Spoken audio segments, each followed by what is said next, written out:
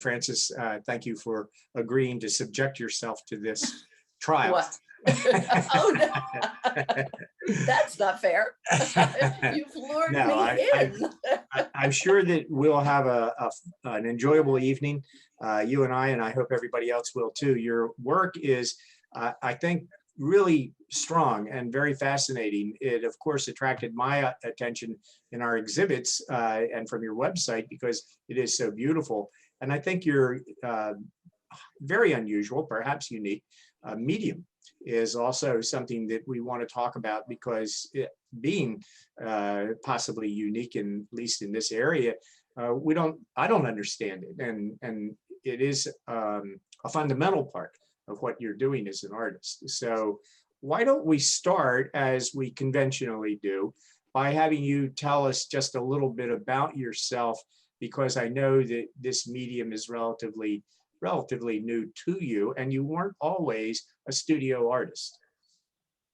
No, I have not been a studio artist for more than 7 years, I guess, but I was raised and grew up in a very strong visual family. My mother had a passion for beautiful fibers and fabrics, and my stepfather's a very, very talented, successful artist, an aunt who's a well-known artist, and an uncle, an architect, and it goes on from there. So I really had strong influences from my family. And I moved to New York in the 80s and was involved in film and television, again, a highly visual world. But at a certain point, it was time to really address the artistic side of things. So I had studied ikebana, which is Japanese floral design, and with the very young organization of 500 years called Suketsu. And Suketsu encourages more independent creative work. So they do the very large installations and more graphic and lots of branch material. So branch material still figures very strongly in my work because I have a strong passion for plant material. And so you'll see that thread running through all of my work. But to make it a very short story, I chipped my foot and decided that I needed to find a material to work with to actually create some very large containers for my ikebana work, because I had exhibited at the Metropolitan Museum a couple of times, and I really had to up my game because it was another world. But in the process of doing that, I imported a lot of different papers, and not knowing what I was ordering, I got this little bundle. And when I opened it up, I discovered this. I actually have some right here to show you. This incredible fiber was just in a little bundle. Can you see this? Yeah. And when I opened it, I realized that it was incredibly strong. And they actually make rope from it, as well as wrapping opium in Laos. And you can see when you pull on it this way that it's extremely porous. So in the process of hardening it, it gets wet and I can stretch it out. But the material took me a long time to find, about 2 years to find in this size. And eventually I did locate an exporter in Lao Prabang in Laos. And that's a wonderful story about the small family collectives that harvest this from the mulberry tree. I guess we're already into that. Yeah. I've segued into something else here. Well, Frances, yes. And since we are beginning to segue, let me interrupt just for a second and ask a couple of things. First of all, as a point of reference for all of us, is it anything like in texture and its characteristics to more familiar materials to us, like hemp or sisal? I guess hemp, you're right, although I'm not sure that hemp is ever processed in these sheets. So what this is the early stage of the pulp and paper business in Thailand. Okay. So I get this before it's put on boats and sent down the Mekong to Thailand to be made into paper. So commonly you see mulberry paper in paper stores. It's quite coarse. Yes. Sometimes it's embedded with flowers or plant material. Yeah. Yeah. That is Oh, further on down the process. that's a good reference point then, I think, especially for a group of people interested in the arts, because I was trying to think of something that I might have handled or most of our viewers might have handled. So that's a good reference point. Now, a couple of other things that one of them I had made a note of before, because on your website, it mentions these exhibits at the Metropolitan Museum. And that's such a august institution. You exhibited your Ikebana work, and what kind of exhibit? What was the context? Well, the Asian wing, twice a year, features Ikebana artists from, principally the New York area. Mm-hmm. So people will go, and there'll be maybe 8 Ikebana artists that will do their display, and it will be in the Asian reading room for a period of time. So that was the context. So no, it wasn't on a grand scale, but it was there. Yes, exactly. Oh, I always put on my resume that I have spoken at the Metropolitan There Museum. you go. So don't ignore that.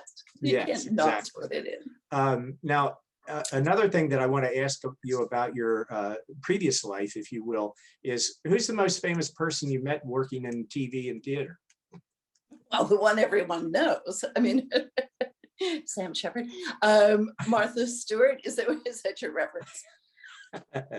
Well, that's great. And if you're at you're having some kind of success in that career, you were there doing that for a while, meeting people like Martha Stewart.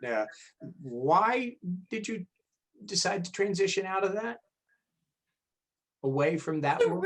It's a really good question, except when you're doing something that's not particularly satisfying, I think eventually you just have to pull the plug and take the risk. And so all of these things that came my way were wonderful, but they weren't satisfying.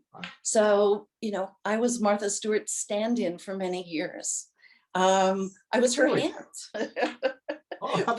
But that, yes, it's fun, but it's not very gratifying. Yeah. So, well, I'm glad you found your studio and your medium, and that you've made the progress that you have.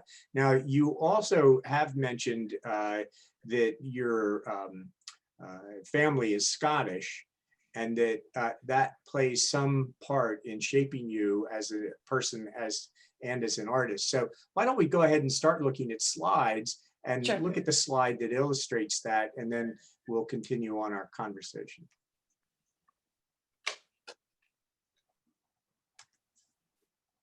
We actually have a kilt maker in the audience.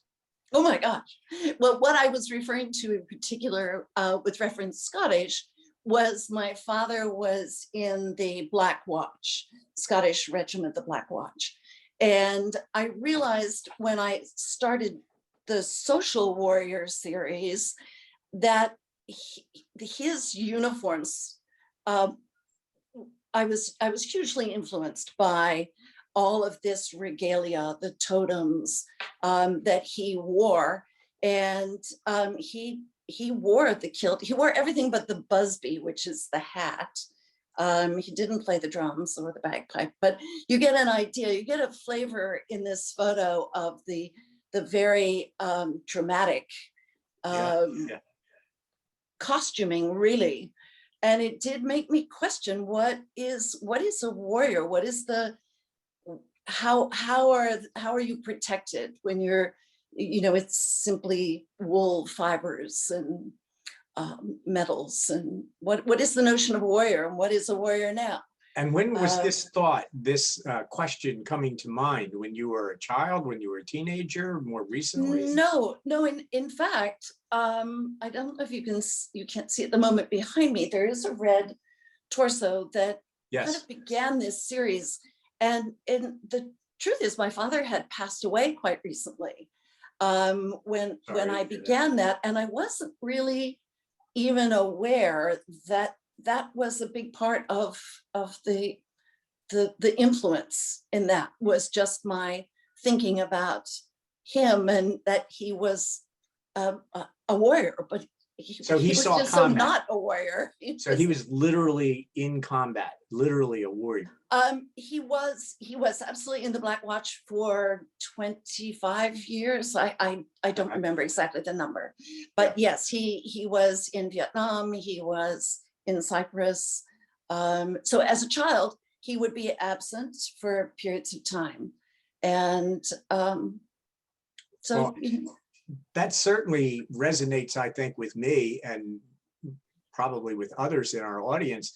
That's the kind of thing that's very fundamental to who you are as a person. And now you've found a way that you can express that in some respect through your art. So why don't we go ahead and look at the next slide, which I believe is from your Heroes series.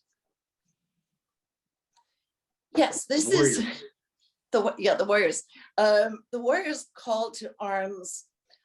This is almost a self-portrait, because when I started to work with this route, I realized that so often my mind is like this route, going off in so many different directions and multiple interests, that, as I say, this route became sort of a self-portrait. But the notion of being curious and curiosity, imagination, creativity, those things are all so vitally important. And to try to encourage the notion of curiosity and what it means to be curious is very much like the other warriors, whose titles are things like Find the Courage and Speak Up and Worth Fighting For. They're all notions of things we can do to address whatever the issues are that are important to us, but maybe they're just small motivators that, but that is certainly probably one of the most important things I think someone can be, is curious. I would agree with you on that without any reservation, but what you're talking about now is something that I think as a artist and as an art historian at the same time, is that we often talk about an artist's intentions, and we can get hung up on the idea, the artist can get hung up on, this means this, and every member of my audience has to recognize it, or the majority, for me to consider myself successful. But we all know, at least after some time of exhibiting our work, that you have no idea what people are going to think and feel when they look at your work. So my question is, how do you think you communicate being curious through this piece?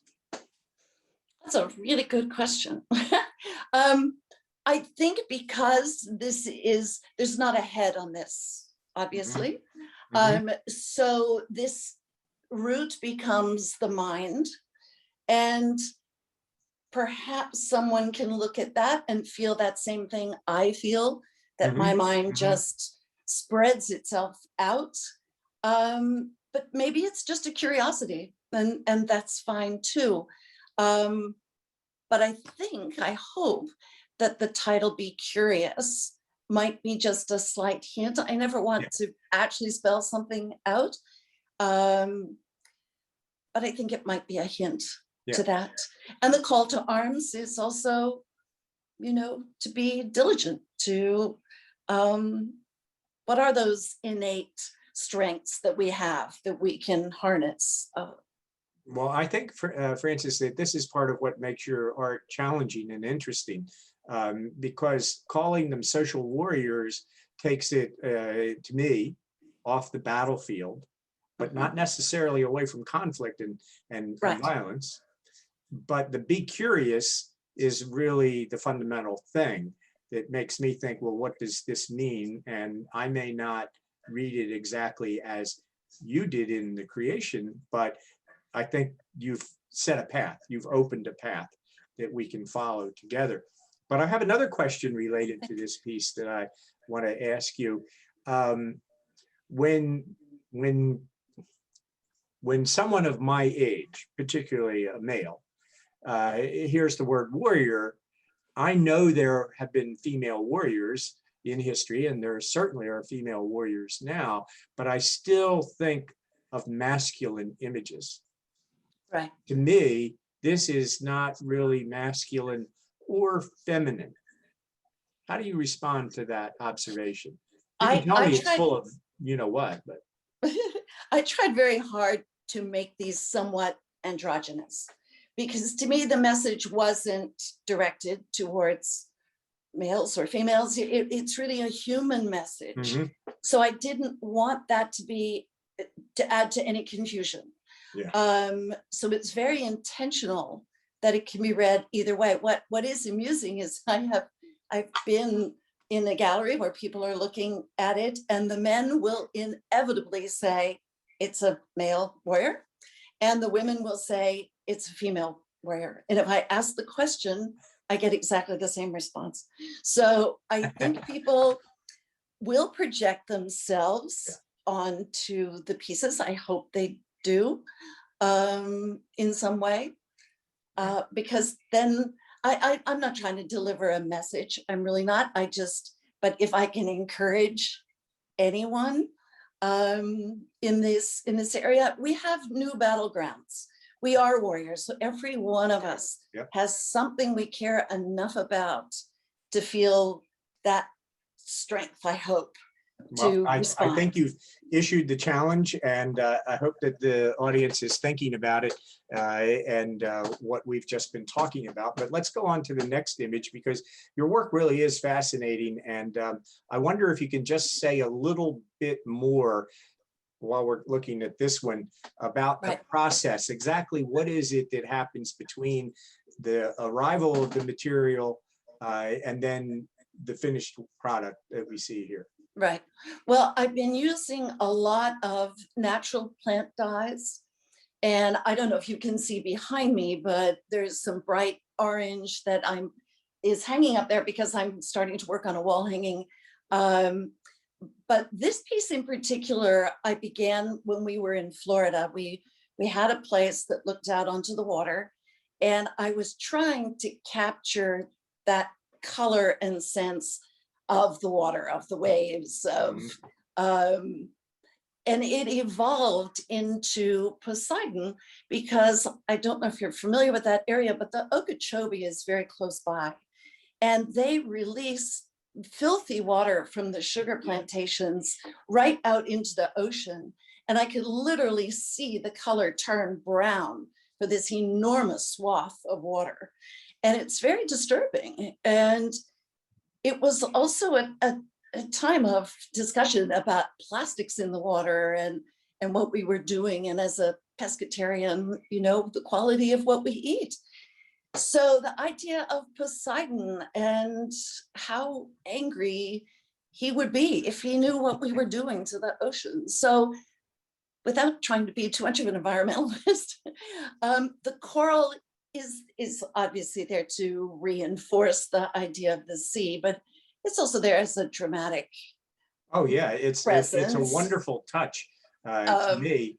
But I was going to ask if it was coral or whether it was vegetal. And when one sees the actual piece in person, can the average person identify that as coral? And does that matter to you?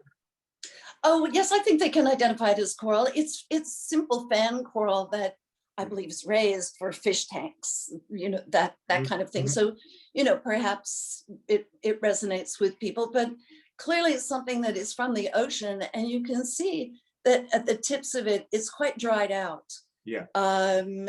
And I've preserved it that way because to me that was emblematic of what was happening in our oceans. So. And my final question before we move on to the next piece is, because it's clear that this is approximating or reproducing roughly the human torso, how do you stiffen it to retain the shape that you've given it? I use, well, you can actually see if you look around the waist, the lower waist, that's the material without the hardener. Oh, so okay. the body of the piece, which I did try to beef up, by the way, to make it a little more masculine, being Poseidon and all.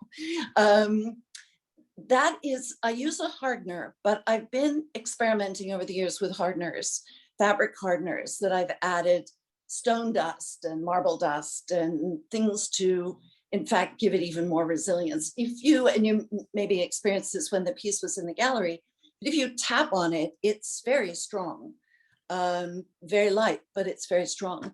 And all through there is a metallic pigment that I added to the fiber when I was dyeing it. So I had these long sheets, some of the sheets, this is very rare. I don't know if you can see what I'm showing you here, but very rare to get large sheets like this.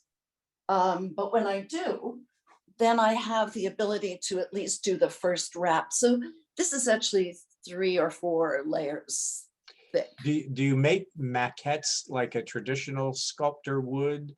Or yes, yes, I use a mold, but then I have to change the mold. So I'm always adding and adding to the mold itself. Yeah. Okay. For each piece.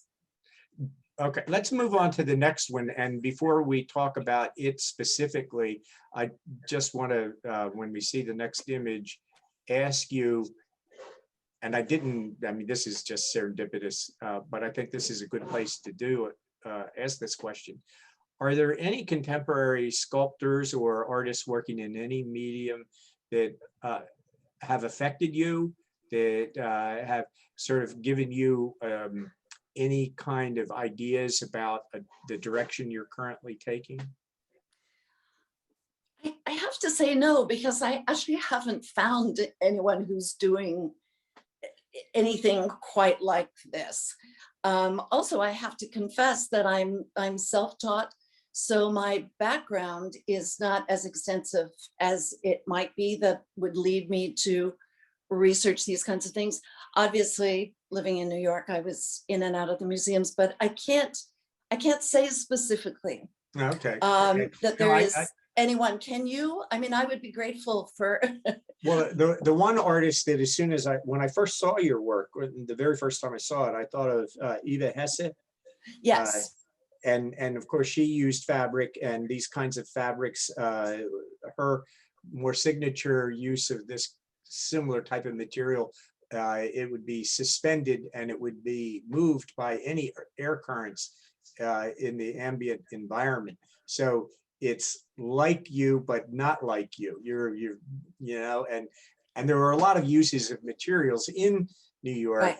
In the 60s and 70s, and now there's sort of a whole new resurgence of using sort of unconventional materials in contemporary art. But why don't you tell us a little bit about Artemis? Well, Artemis, again, there's also sort of an impetus for things, but that the #MeToo movement swept through our culture. And frankly, I was affected by that too. So Artemis is the goddess of young women, the goddess of childbirth. And I loved the imagery of her as a hunter and a warrior and a protector. So that was this, just kind of spilled out of a notion of what she might look like in my fiber, in my way. So there are crystals, the spears and the feathers and the what do we call what the feathers are held in? I've just shaft. The arrow shaft. Another name. It's got another name where you keep spears and the arrows. Quiver. The quiver. Thank you. The quiver is exactly the same material as is the braided piece along the front. This is all the fiber. Okay. So everything I always use is natural. These are just sticks that are holding the crystal and the feathers. So the idea of nature, of Artemis, of gods, of getting back to those values of protection, protecting women, young women, just seemed so important at that time. Yeah, and I have to say, as sometimes I do during these talks, because I'm an art historian and I can't avoid it, seeing it, this is to me very, very evocative of the classical imagery of Artemis, but it's almost pre-classical. Oh, interesting. Yeah, because there's that brilliant white, but it's not finished marble, and it is more evocative of the original idea, as far back as I know it. I'm not a classicist, of Artemis as the huntress and being in the woods, in nature. Right. So to me, this is a very compelling image, compelling work, perhaps in ways that you didn't think of or intend at all.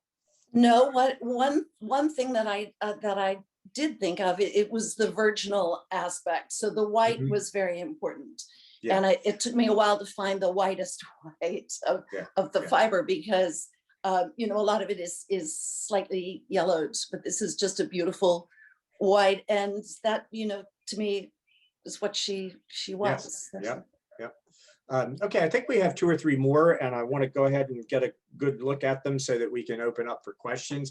This is absolutely fascinating to me because it's a tremendously evocative form, or image, and I cannot figure out what it is. It was a very large, 44 inches in every direction, ball that I formed around, to be perfectly honest, a beach ball.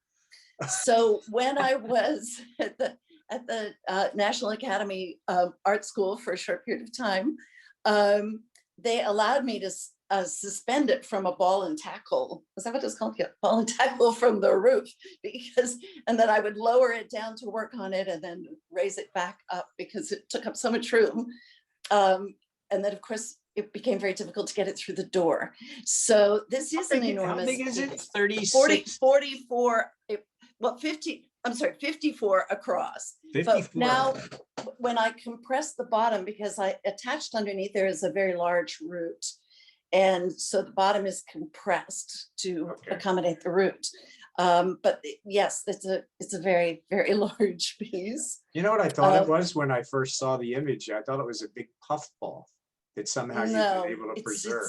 It's huge. And funnily enough, inside the eggs, which are obviously made of mulberry, are mulberries, berries, dried berries, that you can actually eat from the mulberry tree. So, but this came from this whole perpetuity. I'm fascinated with genome study and stem cell research, and I don't know why, but the idea that my children were now in their 30s, and what was I passing on? What was, what is in the DNA? And that's what this was, as part of the Cambion Forest series, which, I know we have a couple of other shots we can talk about, but the whole idea of nesting and a cocoon and breaking out of a cocoon, and then, what happens beyond that. So that's where this and a number of the other pieces like this come from, is just that idea.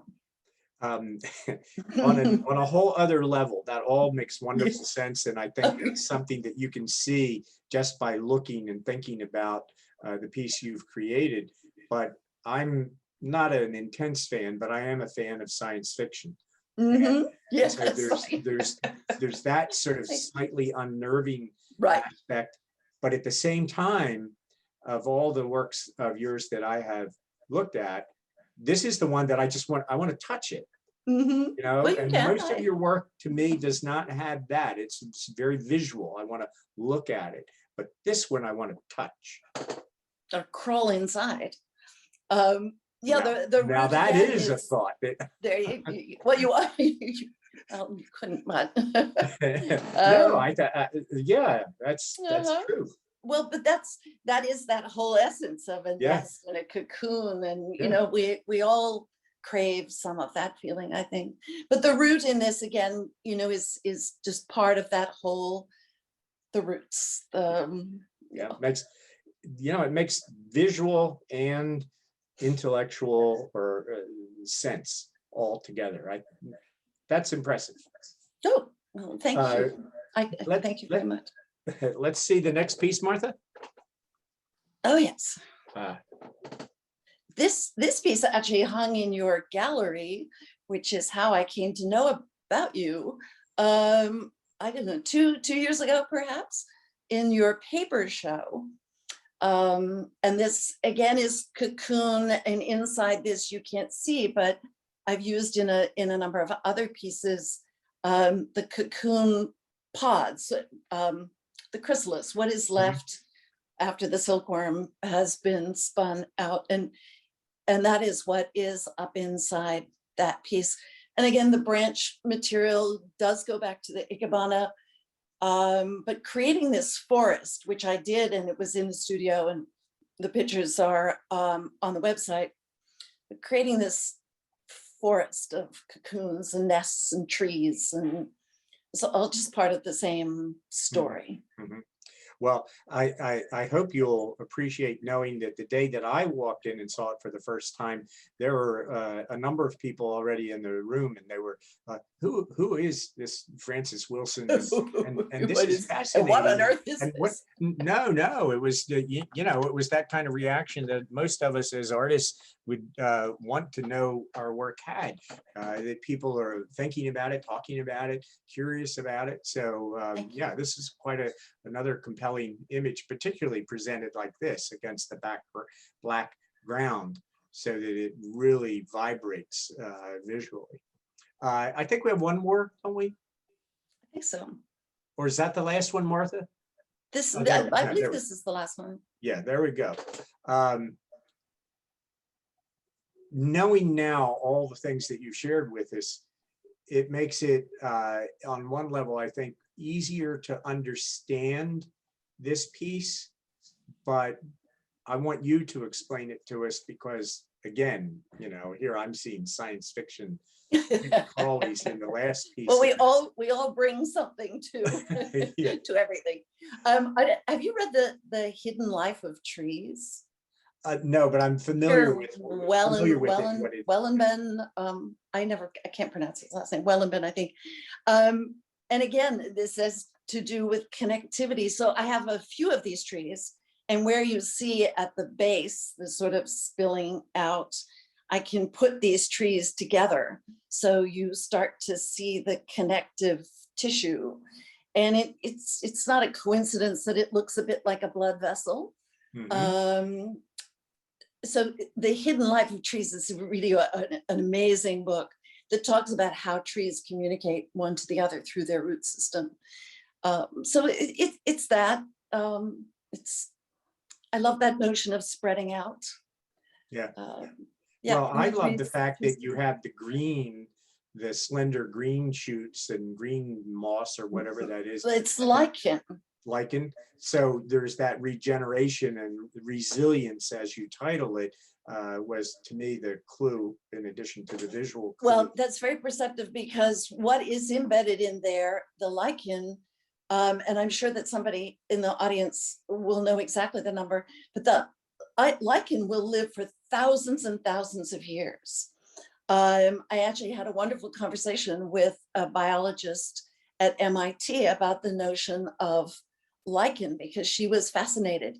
I was concerned that, was I killing it? Would it last? What would happen to it over time? But she was just so enthusiastic about lichen itself. So it's a curious thing. I don't think it's living there any longer, I hate to say, but. Well, okay, I am interested in this kind of thing, and as I often tell my family, my head's full of lots of bits of useless knowledge. Mm-hmm. I think that lichen goes dormant when you treat it like this, and if you haven't put chemicals on it that actually would kill it, I think you could put water on it and revive it. Perhaps I can. I actually bought this. It's sold for toy train or electric train installations. Yeah. There's a number of wonderful preserved moss and things that that's great. Researching material. We're getting late in our hour, and I almost let you get by without what I thought was going to be my hardball question. Because your work is on one level so natural, you know, a natural material that you use and many natural materials. Do you think that it's a risk or a challenge to have your material seem so natural? Because I think it raises questions in the viewer's mind about how much control or how much manipulation goes into your process. I mean, is that a thought, a question that's ever occurred to you? No, not really. I think because I so love this material. I so love working with this material, and the challenge of making every piece just from this material has just been my own personal challenge. Mm-hmm. No, I suppose at some point I'll branch out. Sorry, to something else.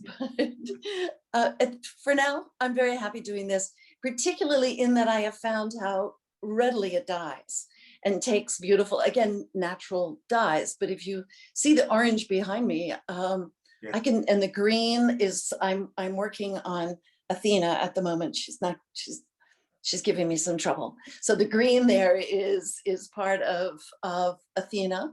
And I'm still happy with the challenge. Good. So we'll see where that goes. I'm not sure I answered your question though. No, there wasn't. No, the answer was whatever you said. Oh. Thank you again, Frances. It's My been really pleasure. wonderful talking with you and getting to know you. And Martha, thank you for your help as usual. And thank you, all of our Martha. viewers and listeners for tuning in again. It's Yeah. great to see so many familiar faces. Good night, everyone. Thanks, Wil.